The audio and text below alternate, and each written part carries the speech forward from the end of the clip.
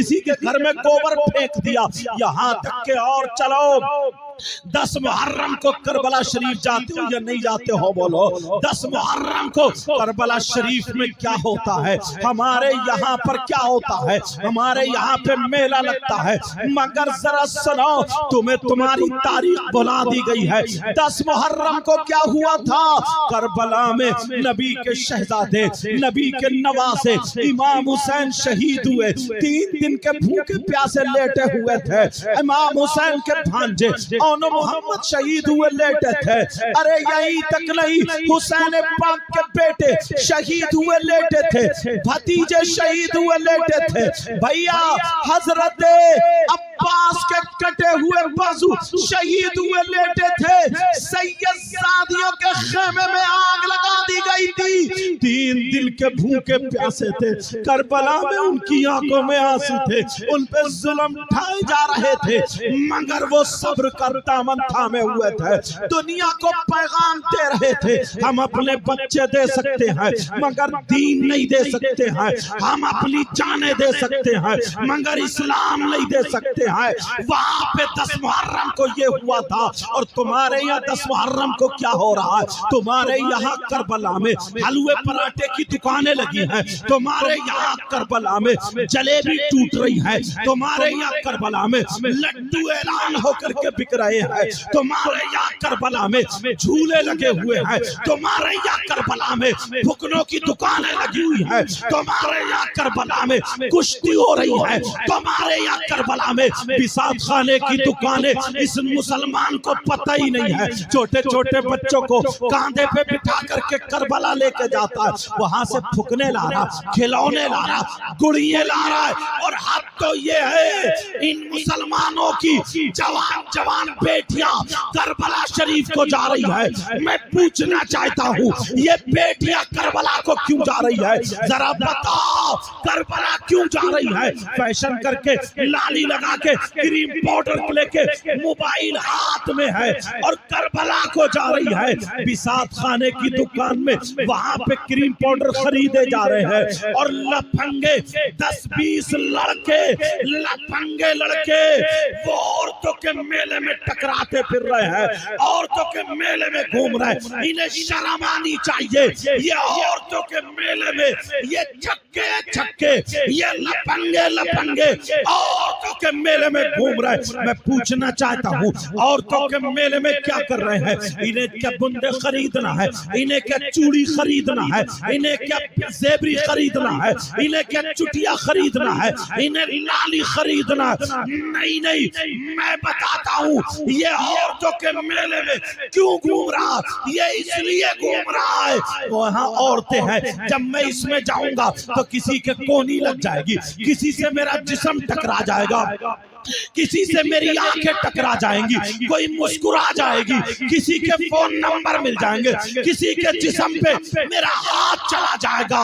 ये समझ रहा मेरी मेहनत पूरी है, किसी से टकरा जाऊंगा, किसी का चेहरा देखने जाऊंगा।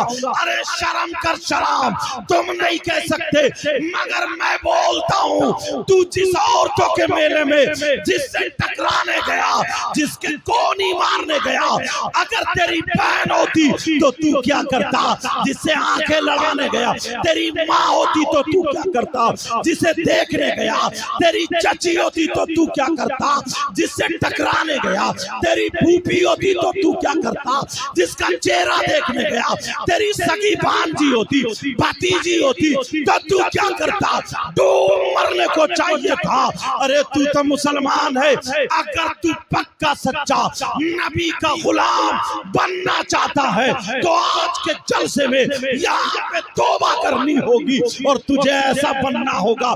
मैं बताता हूँ नबी का गुलाम कौन होता है। नबी का गुलाम वो है अगर खाए तो उसके खाने की अदा बोले नबी नबी, अगर पिए तो उसके पीने की अदा बोले नबी नबी, उसके चलने की अदा बोले नबी नबी, उसके सोने की अदा बोले नबी नबी, उसके पहनने ओढ़ने की अदा बोले नबी नबी। जिस रास्ते से निकल जाए अपने नहीं गैर कहे, कहे वाह। जब नबी का गुलाम ऐसा है तो फिर नबियों का इमाम।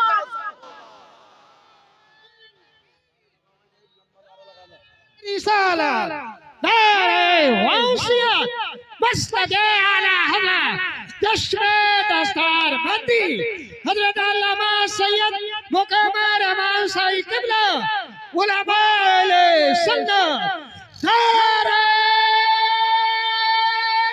हैदरी।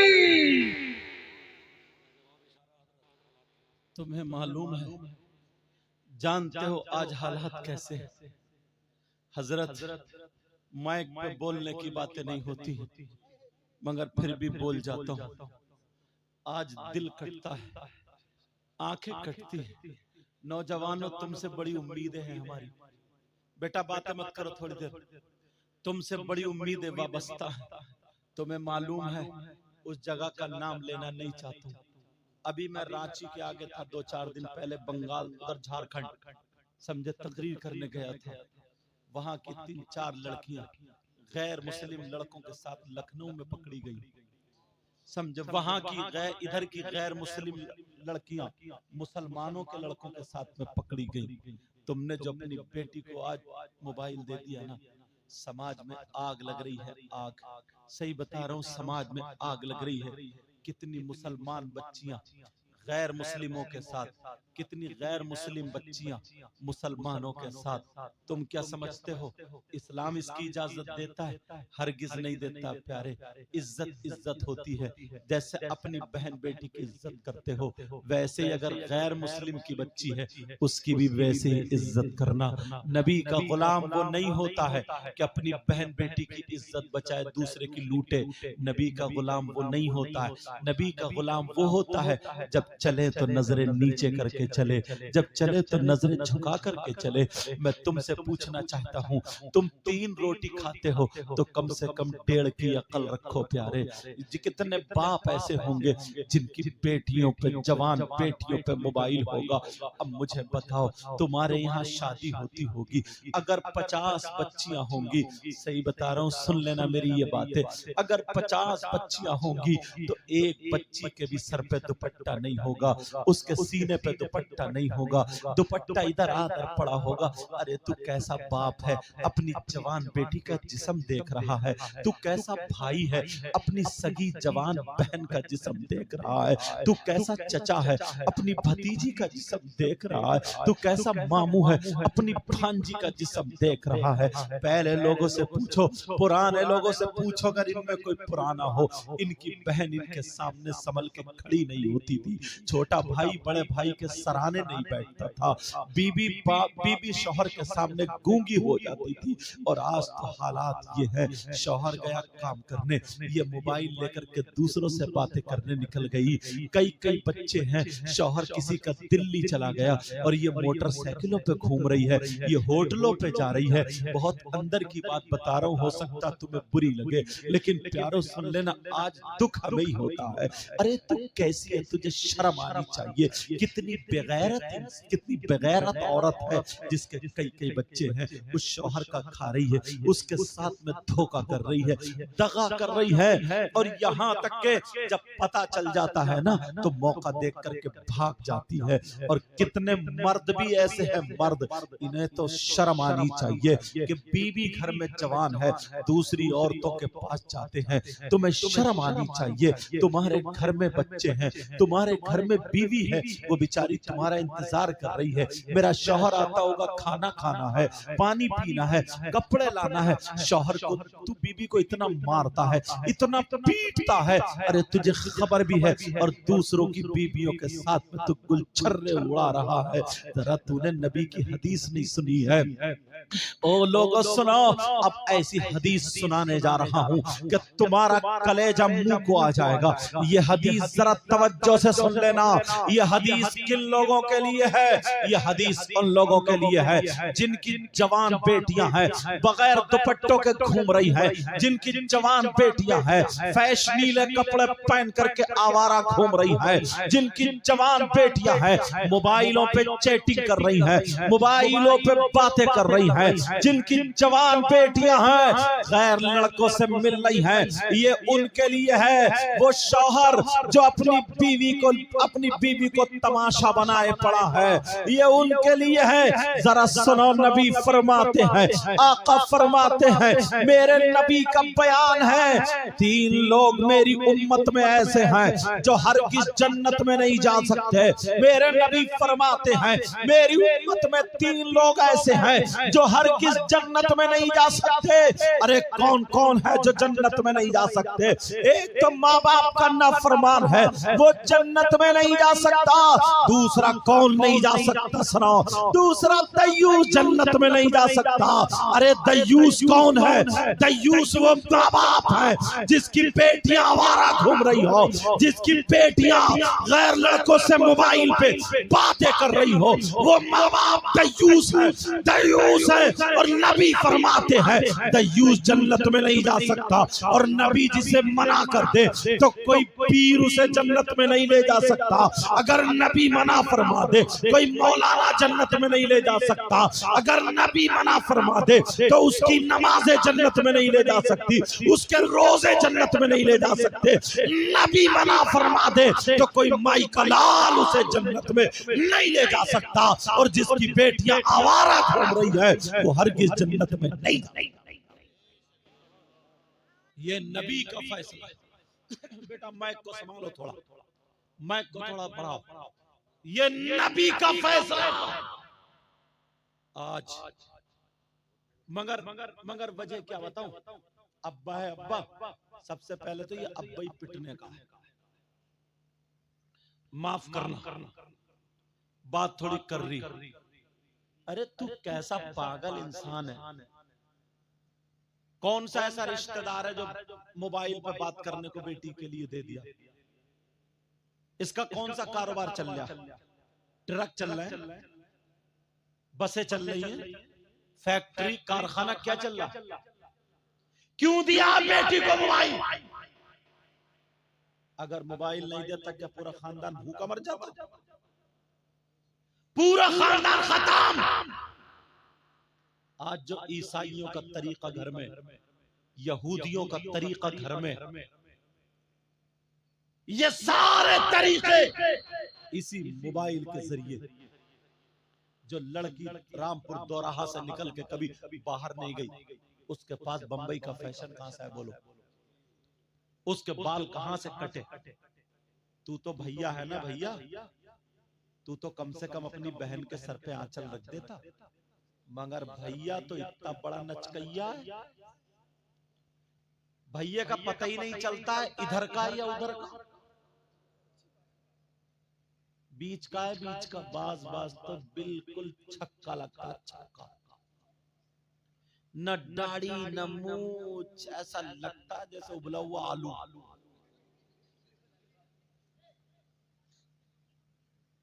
न दाढ़ी न मूछ। और जो रह बचे ना वो कुंडल लटका लिए, कुंडल। यही कमी और रह गई थी। और जो रहा ना तो यहाँ टेटू बनवा रहे, गर्दन पे टेटू, हाथ में वो भी कड़ा। और अब तो लड़के कंगा लगा रहे। कंगा कहां जाएगा? कहां ठुमका मारेगा जाके? अब तू मर्द तो रहे नहीं। ये पुराने मर्द थे जो लाठी लेके चलते थे, ये मर्द थे। मुहावरा बोला जाता था। मुहावरा क्या मालूम है? कि चल हट, चूड़ी पहन ले, चूड़ी। इसका मतलब तू अब काम का नहीं, मर्द नहीं। तो इन नौजवानों ने पहले ही चूड़ी पहन ली, कड़े पहन लिए, कंगा लगा लिया। अब कहां मारेगा ठुमका? और बोलेगा भी फिर ऐसे ऐसे मीले, बोलेगा भी ऐसे जैसे बीच के बालों की कटिंग लहरा रहा, लहरा। और अपने आप मतलब गालों में गड्ढे, आंखें तैरा रही हैं, चेहरा जैसे खून निचड़ा हुआ सफेद चिट्टा, कूलों पे गोश्त नहीं, पैंट गिरी जा रही है। और अंदर से नेकर बिल्कुल काला, सड़ा हुआ, ग्रीस लगा हुआ। जूते उतार दे मौजों में से ऐसी आ रही जैसे लैट्रीन की, और भी उससे बुरी। मगर उसका अब जा रहा तेरी मेरी बहन बेटियों को तकने, और इससे पूछो कौन है, क्या देखो ना बाल जैसे गधा चरिया गधा, और इतना आगे बढ़ गया है लड़की इतनी का। पहले बालों में कट लगवाया, अब लगवा रहे अब भौं में कट, भौं में, गर्दन में और लगवा ले तो 4 कट। जरा सोचो, मर्द का मर्द, जब भैया ऐसा होगा तो ये छक्का भैया बहन के सर पे आंचल रखेगा। बोलो यार, मुझे एक बात याद आ गई। हजरत इमाम हुसैन पाक की बहन है जिनका नाम सैयदा जैनब है। एक दिन ना सैयदा जैनब की तबीयत नासाज हो गई। क्या हो गई बोलो? तबीयत खराब हो गई। अब जब तबीयत खराब हुई, शौहर ने दवा ला दी, लेकिन तबीयत ठीक नहीं हुई। तो शौहर बोले जैनब चलो, चादर ओढ़ लो, पर्दे से मेरे साथ चलो, हकीम हालात देखेगा और दवा जो चॉइस जो चाहेगा वो दे देगा, इंशाल्लाह ठीक हो जाएगी। सैयदा जैनब बोली नहीं मेरे सरताज, मैं गैर मर्द के साथ सामने नहीं जाऊंगी, मैं नहीं जाऊंगी। कहा जैनब तुम अकेली थोड़ी जा रही हो, मैं शौहर हूं ना, मेरे साथ जा रही हो, बगैर पर्दे के थोड़ी जा रही हो, पर्दे से जा रही हो, चादर ओढ़ के जा रही हो। इस्लाम तो इतनी इजाजत देता है, इस्लाम इजाजत देता है। तो बहन ने क्या जवाब दिया तो सुनो। बहन बोली, यानी सैयदा जैनब बोली मेरे सरताज आपकी बात ठीक है, इस्लाम इजाजत देता है, मगर क्या करूं, मजबूरी यह है कि मैं बहन हुसैन की हूं,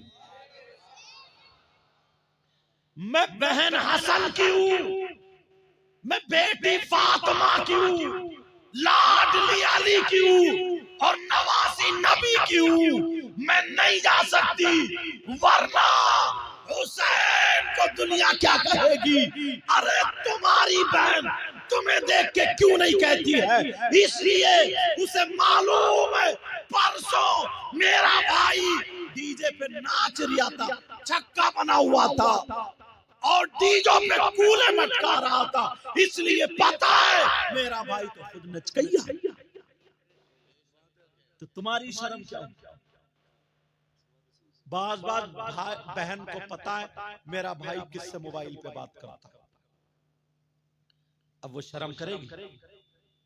अम्मा को भी पता है मेरी बेटी किससे बात करती है, अम्मा और शय देती है, जा जा, अगर भाग जाएगी ना तो जहेज देना नहीं पड़ेगा, जा जा, ऐसे नहीं।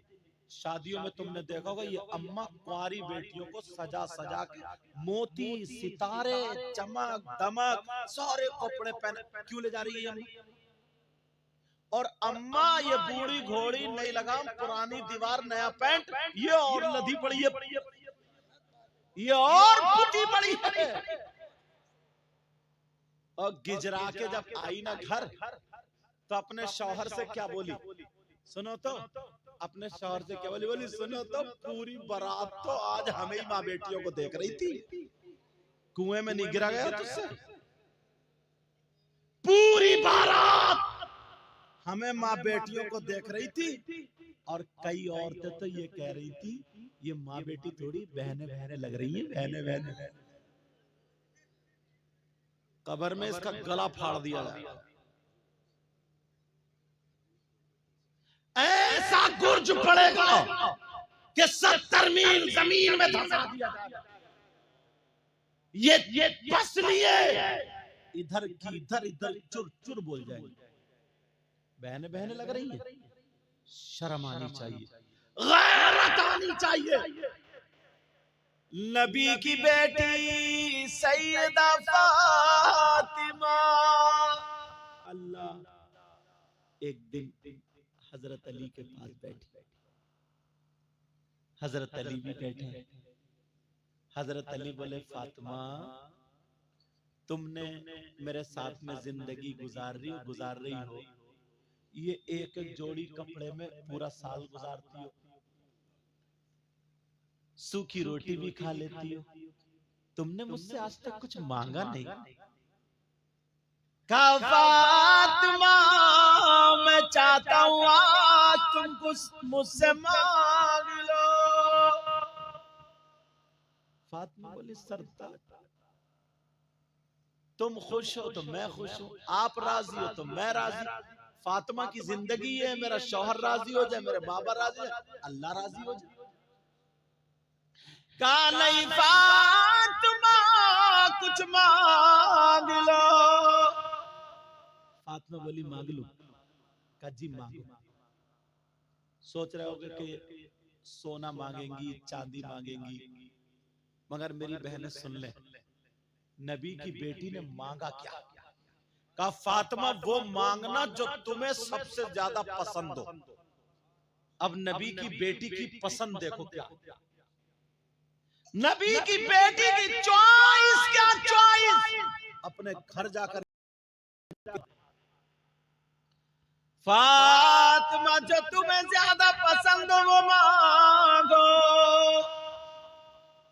फातिमा बोली सरताज मांग लूं? जी मांगो। आज तो सोने का पहाड़ मांगो, मैं अली सोने का पहाड़ आज जो चाहो मांगो। मगर फातिमा की नजरें नीचे को हुई, आंखों में आंसू आ गए। अब आंखों में जब आंसू आए, अली कहने लगे फातिमा ये तो खुशी की बात है, ये कोई रोने की बात थोड़ी है। आंखों में आंसू क्यों? फातिमा मांगना था। फातिमा कहने लगी मेरे सरताज आंखों में आंसू आ गए। कहा मांग लूं? जो मुझे पसंद है वो मांगू? कहा जी। देखो नबी की बेटी को क्या पसंद, नबी की बेटी। आज हमारे घरों में वो तरीका है, मेरी बहनें जहां जहां से सुन रही है अपनी बच्चियों को ये बात बताना, नबी की बेटी ने मांगा तो क्या मांगा। फातिमा रो गई, आंखों में आंसू आ गए। अली ने यहाँ हाथ लगाया फातिमा के, चेहरा ऊपर को किया, कहा फातिमा रो मत, अली का दिल फट जाएगा, मांगो क्या मांगती, फातिमा मांगो। अब फातिमा रोती जा रही है और कहती जा रही है, कह रही है मेरे सरताज मांग लूं? का फातिमा मांगो। फातिमा बोली अली जब मेरा इंतकाल हो जाए, जब मेरी रूह निकल जाए, जब मैं दुनिया से चली जाऊं, मेरे सरताज मेरी मांग सुन लो। फातिमा बोली अली जब मेरा इंतकाल हो जाए तो मेरा जनाजा दिन में नहीं बल्कि रात में निकालना। अली कहने लगे फातिमा क्यों? कुरान में ऐसा नहीं है कि औरतों का जनाजा रात में निकाला जाए, हदीस में भी नहीं है कि औरतों का जनाजा रात में निकाला जाए। फातिमा तुमने ऐसा क्यों कहा? फातिमा बोली सरताज मेरे अली आपने ये कहा जो फातिमा को पसंद हो, तो मुझे जो पसंद मुझे यही पसंद हो। तो फिर क्यों इसलिए कहा? तो फातिमा बोली मेरे सरताज मैंने इसलिए कहा जब मेरा इंतकाल हो तो मेरा जनाजा दिन में नहीं रात में निकालना, इसलिए कि जब तक मैं जिंदा रहूंगी किसी गैर मर्द के सामने नहीं जाऊंगी, मैं पर्दा करूंगी पर्दा। फातिमा को पर्दा पसंद है और जब मेरा इंतकाल हो जाए तो फातिमा ये चाहती है रात में निकले ताकि किसी गैर मर्द की मेरे जनाजे पर भी नजर ना पड़े। नबी की बेटी ने क्या मांगा? सुभान तो मालूम था तुम्हें? और वो मोबाइल पे फिल्में बनाने वाली बंबई में जिस पे बना, वो हो गई बेपर्दा, आधी आधी नंगी। वो हमारी बेटियों ने इख्तियार किया। नबी की बेटी का कुछ नहीं, और दावा भरते हम नबी के गुलाम हैं।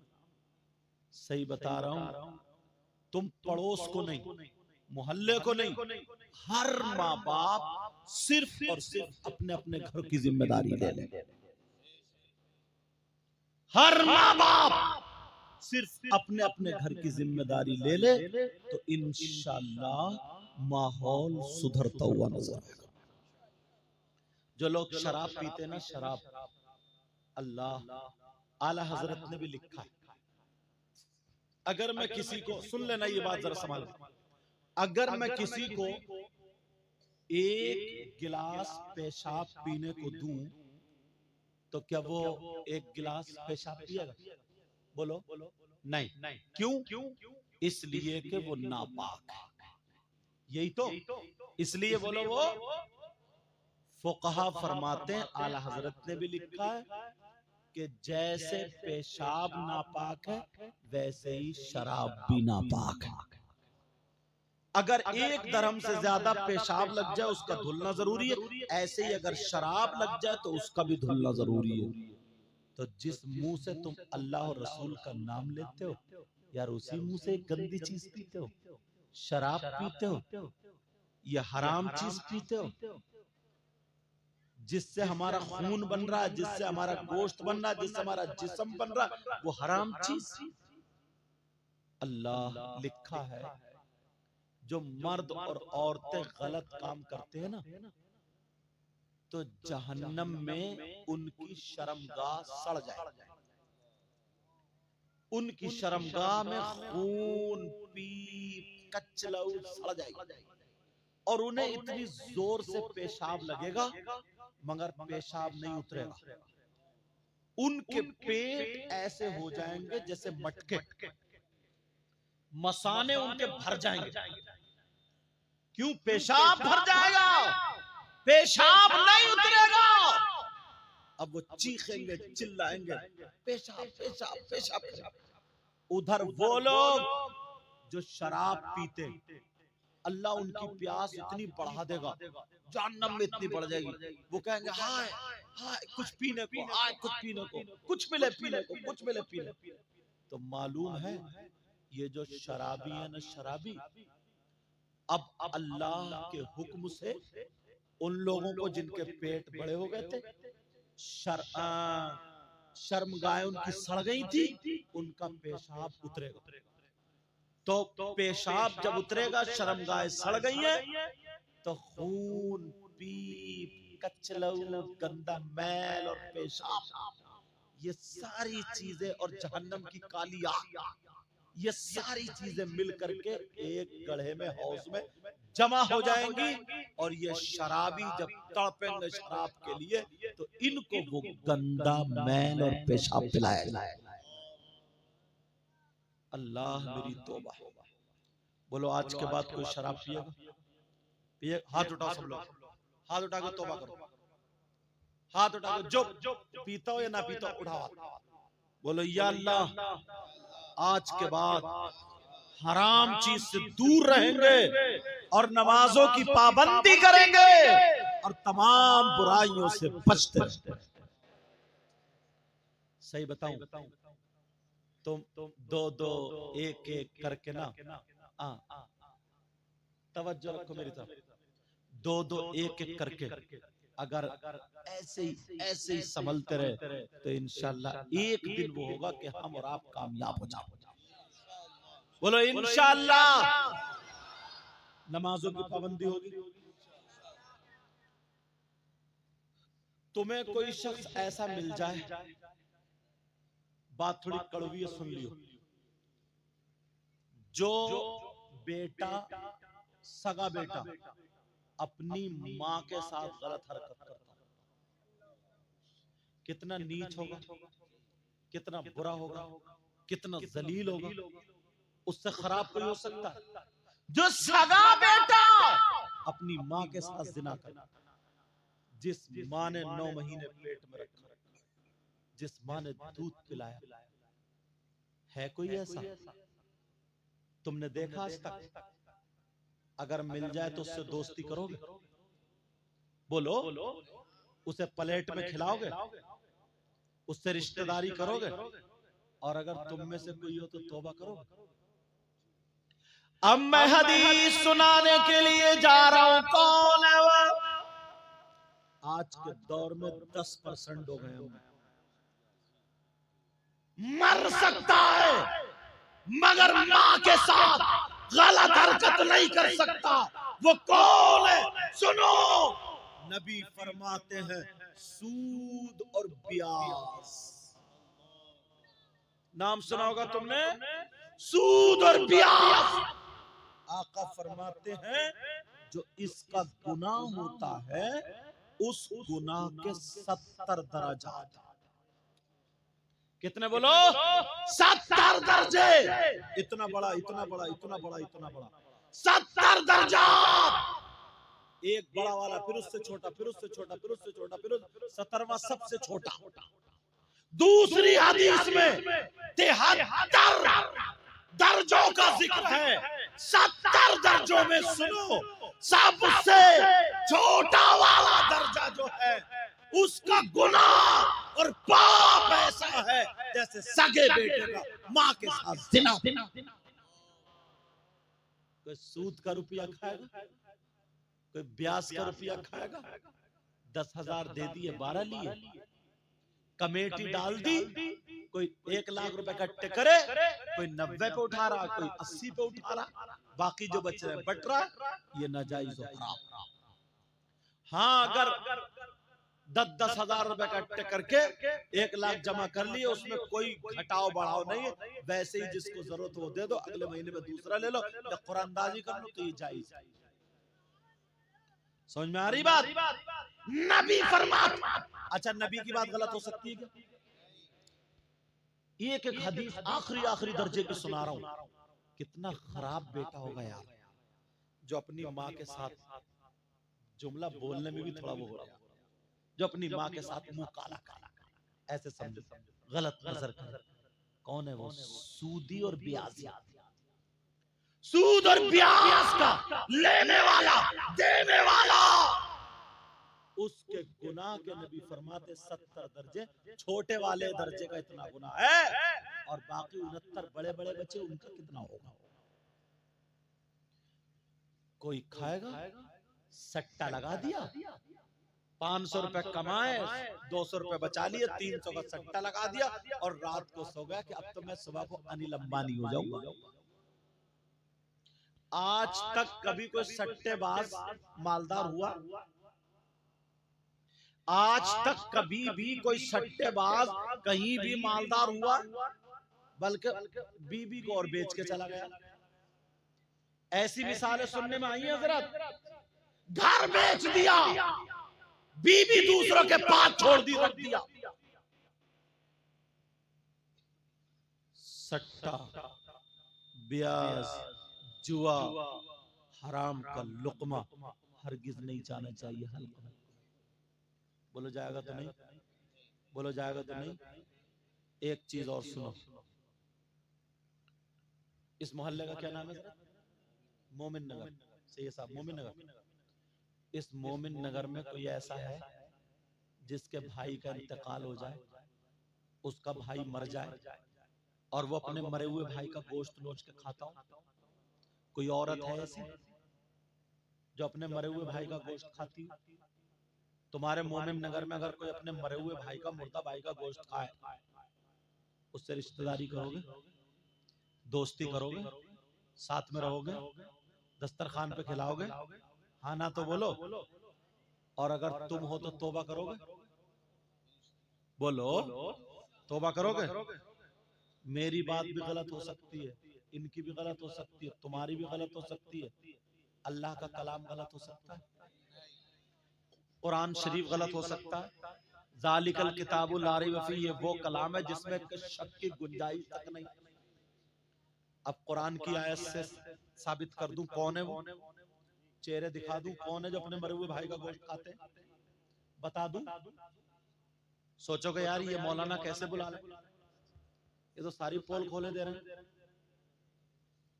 कुरान है, कुरान, कुरान की आयत पढ़ रहा हूं, बिस्मिल्लाहिर्रहमानिर्रहीम, वला यग़्तब बअदुकुम बअदा अयुहिब्बु अहदुकुम अन यअकुल लहम अखीहि मैतन फकरिहतुमूह।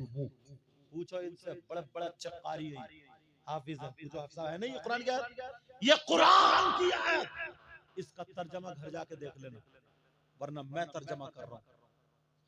अल्लाह फरमाता है अगर कोई आपस में एक दूसरे की गीबत करता है, बदी करता है, चुगली करता है, पीठ पीछे बुराई करता है, चौराहे पे बैठा और तड़पड़ मार दी दो चार बुराइयां, तुम तो तुमरे हमारे मौलाना लोगों में भी ये आदत आ गई थोड़ी,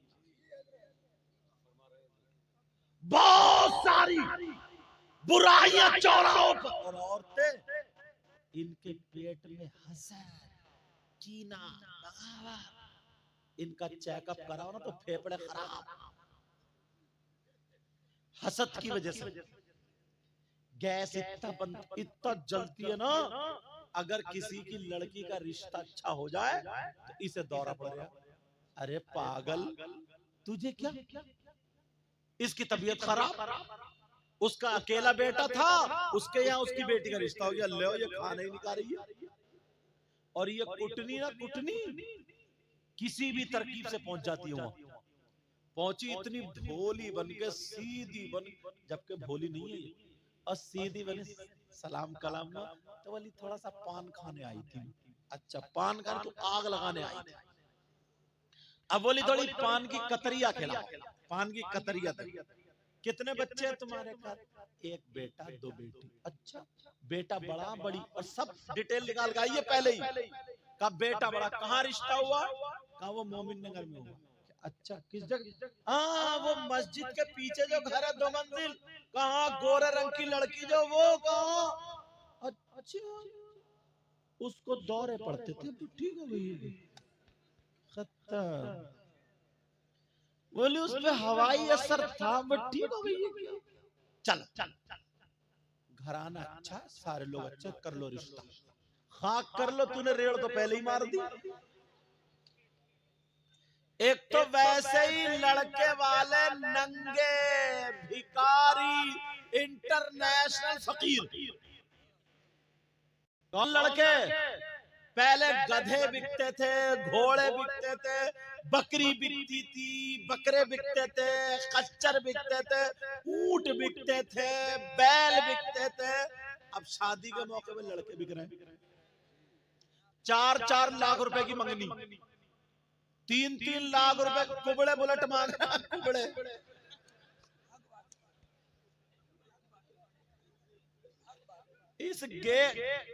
इस गेगले से पूछो, गेगले तू बुलेट के धुएं से मर जाएगा यार, हो क्या गया इसे, ऐसे चल जा लहराते हुए, ये बुलेट पकड़ेगा ये, देखा डंडा, कारीगर बेटा बहुत पीटते हैं, पढ़ाते हैं, ऐसे चल रहा लहराते हुआ, बुलेट लेगा ये, पैजामा समझ ले, बुलेट लेगा ये, जरा सोचो यार इसको, गर्दन नीचे कर लो, थूक यहाँ, बोले वो बुलेट लो, बुलेट, अच्छा तेरी बुलेट ना कबर में निकलेगी, देख खड़ी है गाड़ी, तेल पड़ता नहीं, 1 साल में बिक गई, क्योंकि तेल पड़ता ही नहीं, 1 लाख रुपए सस्ती बेच, खुद खरीदता तो जाता, फ्री की मिल रही है तो 1.5 लाख 1 लाख सस्ती बेच दी, जाओ, जरा सोचने की बात है, सोचने की, लड़के बिक रहे हैं, भिखारी और अम्मा इतनी बड़ी रिश्वतन हो गई है, रिश्वती हो गई है ये, जब तक इसके कान न चिर जाए ना झुमकियों से तब तक इसे लड़की पसंद नहीं आती है। और जहां कान चिरे तो बोली लड़की थोड़ी है, चांद का टुकड़ा है ये अम्मा। इसके भी कान चीरे जाएंगे कब्र में। एक तो वैसे ही लड़कियों के रिश्ते, और अब तो ना नंबर ही नहीं आता रिश्ते करने का। बेटियों को मोबाइल दे दिया, बेटों को मोबाइल दे दिया, बाजार लगी पड़ी है, जाओ खुद ही जाओ, जो खुद ही जाओ, वो उसे पसंद कर ले, वो उसे पसंद कर ले, कंजड़ी पसंद आ गई, अब चूहे मारने की दवा लिए फिर रहा, अम्मा को धमकी दे रहा, रिश्ता ले जाओ ना खाऊंगा मर जाऊंगा। ये रिश्ते। और जब तक तुम्हारी जेब में दम है ना तो बर्गर, चाउमीन, मोमोज, समझे, ये सारी चीजें खाती रहेगी। होटलों में खाना कभी रेलवे स्टेशन पर है, कभी बस स्टैंड पर है, वो भी हुर हुर करता हुआ घुमा रहा। और 3 महीने के बाद जब पैसे खत्म हुए होगा भिखारी, अब झांक रहा है इधर आधर। अब मुफ्ती साहब आ जा रहे हैं, फतवा के तलाक होनी है, चलती नहीं है शादी। नौजवानों तुम्हारे लिए एक बात काम की, ईमानदारी से बताओ, जो लड़की तुमसे कोई मीठी मीठी बातें कर ले या SMS लिख दे, तुम बिक जाते हो, ना अम्मा की मानते, ना अब्बा की मानते, ना भाई की मानते, उनके कहने से रिश्ता नहीं करते हो। एक बात बताओ, जो लड़की अपनी माँ को धोखा दे सकती है वो तुम्हें धोखा नहीं दे सकती है? जिस माँ ने 9 महीने पेट में रखा, 18 साल पाला, दूध पिला, तुमसे जो मोबाइल पे चैटिंग कर रही है, रात के 2-2 बजे तक बातें कर, तो माँ को धोखा दिया ना उसने। जो लड़की जो बाप का खून है, उसका लाल खून काला हो गया कमाते कमाते, जो बाप को धोखा दे रही है वो तुम्हें धोखा नहीं देगी। जो अपने सगे भाई जैसे रिश्ते को ठुकरा सकती है, तुम्हारे साथ भाग सकती है, रह सकती है, ईमानदारी से बताओ वो तुम्हें धोखा नहीं दे सकती? जो अपनी माँ को धोखा दे सकती है, बाप को धोखा दे सकती है, 1-8 साल में तुम्हें भी चूना लगा देगा। वरना माँ बाप के कहने से नमाज पढ़ने वाली लड़की भले जहेज मिले या ना मिले, मैं जहेज जिसकी बेटी है यार वो तो देता ही है, कौन नहीं चाहता मैं अपनी बेटी को नहीं दूं। मैं उनकी बात नहीं कर रहा हूं, मैं उनकी बात कर रहा हूं जो मांग रहे हैं और जो रिश्ते छोड़ देते सिर्फ जहेज की बिना पर। ये जाते हैं, ये कारी साहब और ये सारे लोग बाहर जाते हैं कुरान शरीफ सुनाने, तकरीरें करने। इनसे पूछो, कोटा में राजस्थान में एक शख्स ऐसा था जो मेरे पांवों पर रो रहा था, अकेला बेटा था, बीवी ने बहू ने ना ठोकर मार दी थी। बुड्ढा अगर सोफे पे बैठा तो ले हमारे घर का तो बुड्ढा ही बिगड़ा हुआ, बूढ़े अगर संभल के बैठे ले बुड्ढे को ही नहीं सुधरा। रोटी नहीं मिल रही थी, कहा हुजूर दुआ कर दे। जब बहुत रोने लगा तो बराबर वाले एक आदमी ने बताया, बोले हजरत ये इनकी सजा। बोले मुंह पे कह रहा हूँ इनकी सजा का क्या? कहा ये शख्स वो है जिसने 3 रिश्ते बोलोरो की वजह से गरीबों की लड़कियों को ठुकराया, आज इसे ठोकरे मिल रहे। बच्चियों को अपनी तुम्हें भी सुधारना, और घर में जहेज मिले या न मिल जाए तो अल्हम्दुलिल्लाह, वरना नमाज पढ़ने वाली बच्ची लाओ, पर्दे से रहने वाली बच्ची लाओ, वो तुम्हारे घर में बुलेट लेके आए या ना आए, मगर सैयदा फातिमा की कनीज बन के जरूर आएगा। वो उनका माहौल और कल्चर लेकर के जरूर आएगी। कितने नौजवान इस बात पर तैयार होते हैं कि इंशाल्लाह आज के बाद मैं किसी से मोबाइल पे बात नहीं करूंगा, अपनी अम्मी के कहने से, अब्बू के कहने से रिश्ता करूंगा, और पर्दे से रहने वाली, नमाज पढ़ने वाली बच्ची से रिश्ता करूंगा, चाहे मिले या न मिले। मैं इन उलमा की जिम्मेदारी में कह के जा रहा हूं, इंशाल्लाह कभी तुम भूखे नहीं मर सकते, कभी तुम परेशान नहीं हो। कभी कभी इम्तिहान के लिए तो तकलीफें आती, तो कौन है वो जो मरे हुए भाई का गोश्त खाता? सुनो, अल्लाह फरमाता है जो आपस में एक दूसरे की गीबत करने वाला, चुगली करने वाला, पीठ पीछे बुराई करने वाला, इधर से उधर लगा देने वाला, अल्लाह फरमाता है वला यग़्तब बादुकुम बादा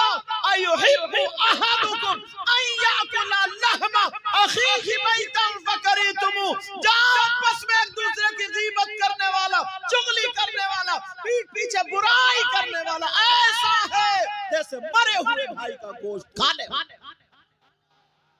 बोलो कुरान की बात क्या गलत हो जाएगी? बेटा सुभान अल्लाह हर जगह नहीं कहते। अरे बच्चा है, उसे पता थोड़ी, हम ही तो बताएंगे उन्हें। भाई जल से किस लिए होते हैं? जल से इसीलिए, तो मैं ऐसी बातें क्यों कर रहा हूं? उसको बात अच्छी लगी, इस अच्छी लगने पे सुभान अल्लाह करे। समझ आ गए? हमारे मुक्तदी कभी भी सुभान अल्लाह कह सकते। एक मौलाना साहब तकरीर बोले, बोले फला साहब की अम्मा का इंतकाल हो गया, नीचे से बोले सुभान अल्लाह। मौका महल भी देखा जाता कि कहां सुभान अल्लाह कहना, कहां नहीं कहना। इस चीज का भी ख्याल रखोगे ना। क्या बता रहे? समझ में आ रही बात? तवज्जो रखो यार, कैसे हालात हो गए। हजरत गीबत और चुगली की बात कर रहे हैं, इमामों को नहीं छोड़ते। देखो एक चीज में मैं 3 चीजें दिखाता हूं एक में, और नजरिया तुम पहचानना। कोई अगर किसी की मोटरसाइकिल चुरा ले, तवज्जो सुनिए बात, चोरी मत करना। अगर कोई किसी की मोटरसाइकिल चुरा ले और चोर पकड़ा जाए तो चोर को तुम इनाम दोगे क्या? हाँ ना तो बोलो। कोई जूती चुरा ले, चप्पल चुरा ले, मैक चुरा ले, महक वाले डरो मत, नहीं चुराएगा मेरे पास, तो क्या तुम इनाम दोगे? मगर यार देखो तो कितने उल्टे। जब तुम दूल्हा बने थे तो तुम्हारे जूते नहीं चुरा थे? अरे बोलो ना, शादी में चुरे के नहीं चुरे? चोर का भी पता चल गया होगा। तुमने थाने को फोन किया, आ जाओ चोर पकड़ा गया, टूटे फूटे आते उधर से। तुमने थाने को फोन किया, छोटी बच्ची साली या साला चुरा के ले जाता, तुमने थाने को फोन किया, आ जाओ चोर पकड़ा गया? नहीं, बल्कि तुम उसे इनाम देते हो। बोलो क्या चाहिए? वो कह रही है, बच्ची कह रही 10,000। दूल्हा मियां बोले 8,000। 8 में 10 में तकरार चल रही थी, इतने में एक बुजुर्ग आ गए, बूढ़े का क्या बात है? बोले ऐसे से मामला। बोले चलो ऐसा करो 9 में फैसला करो, खत्म।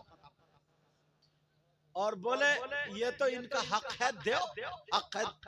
इन चचा मियां से ये पूछो, तुम बूढ़े हो गए हो, चोर या चोरनी का हक जानते हो क्या? 9,000 है।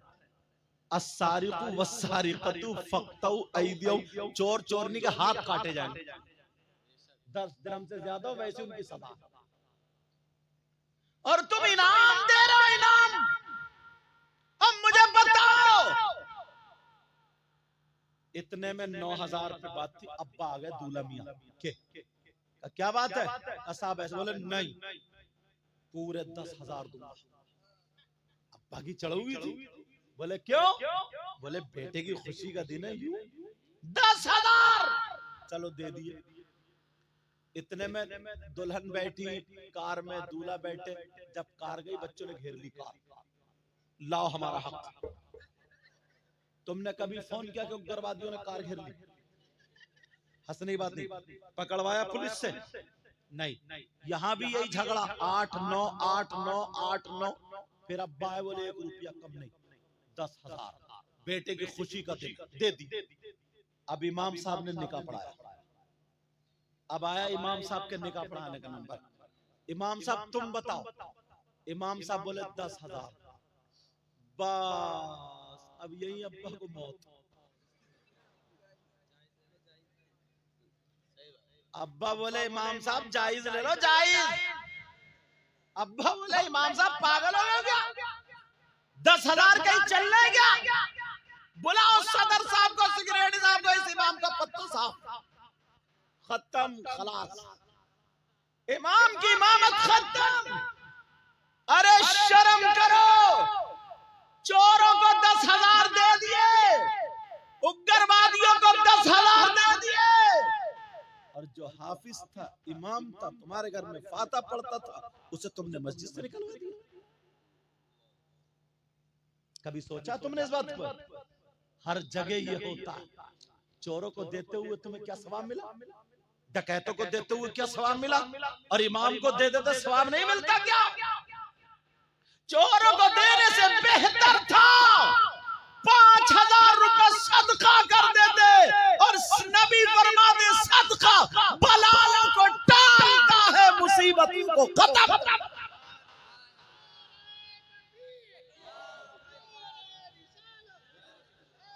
लेकिन सुनो, एक ही शादी में, वो भी मुसलमान, नजरिया बदलो, अपना नजरिया, तवज्जो तवज्जो, नजरिया बदलो। आप जानते हैं हमारे यहाँ पे ना ऐसे ऐसे इमाम है जो वाकई इमामत करने का हकदार, कारी साहब, ये लोग एकदम प्योर, समझ रहे हैं आप बात? कुछ लोलो पोचो करने वाले भी होते हैं, उनका मामला ठीक नहीं है, चाहे वो मेरी जमात के क्यों ना हो। लेकिन सुनो यार, एक मजदूर मजदूरी करता ना, कुछ भी नहीं जानता, कोई काम सीखा हुआ नहीं है, तब भी 500 रुपए की करता है। कुछ भी सीखा हुआ नहीं है तो 500 रुपए की करता नहीं करता। शाम को आके बीवी बच्चों में आराम से सोता है, खाता रहता है, और राज मिस्त्री समझो 700 रुपए की मजदूरी लेता है इस दौर में। अब एक महीने के 17,000 हो रहे हैं, उधर 500 के एतबार से 15,000 हो रहा है। ये यार इतने दिनों, इनसे पूछियो हिफ्स कैसे किया होगा इन्होंने, एक एक लफ्ज एक एक लफ्ज एक एक लफ्ज एक एक लफ्ज इन्होंने उस्ताद ने कैसे कराया होगा, ये सारे हाफिज इन्होंने कैसे पढ़ा होगा। यार इन्होंने इतना गुनाह कर लिया है कि तुम मस्जिद में इन्हें 10,000 रुपए की तनख्वाह दोगे, बस एक दिन की मजदूरी कितनी पड़ रही। अगर थोड़ी देर के जहन बना सोचा जाए तो सोचो यार, कौन पढ़ाएगा अपने बच्चों को? तुम पढ़ाओगे बच्चों को? कोई मालदार पढ़ाएगा बच्चों को? स्कूलों में बच्चों को हम 5-5 हजार रुपए, 500 रुपए, 2-2 हजार रुपए दे करके फीस दे करके पढ़ाते हैं। उसमें तुम्हारा कुरान पढ़ाया जाता है, दीनी तालीम पढ़ाई जाती है, खड़े होकर के मुंह सिखाया जाता है, पैंट शर्ट, ये सारी, मैं उसका मुखालिफ नहीं हूँ, उस तालीम का भी जरूरत के लिहाज से वो भी पढ़ना चाहिए, मगर एक वो दूसरी चीज दिखाना चाहता हूँ। यही माँ बाप उसकी फीस भी देता है, ट्यूशन भी लगा, सब कुछ। उसकी वजह क्या?